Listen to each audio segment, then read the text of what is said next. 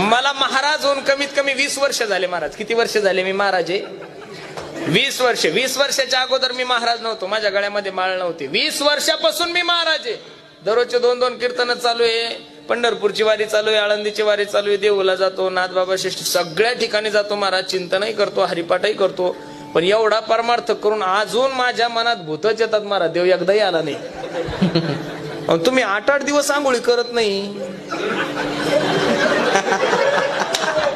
तुमच्या अंगात देव. बर, एक प्रश्न आहे, नेमका देव आपल्याच महिलांच्या अंगात येतो? कधी मारवाडीनबाईच्या अंगात देव आला नाही, कधी बामणाच्या बायकोच्या अंगात देव आला नाही. बरं, त्या तर तूप खातात, कलाकंद रबडी हाणतात, तरी ना आपण बाजऱ्याच्या भाकरी खाऊन आपल्या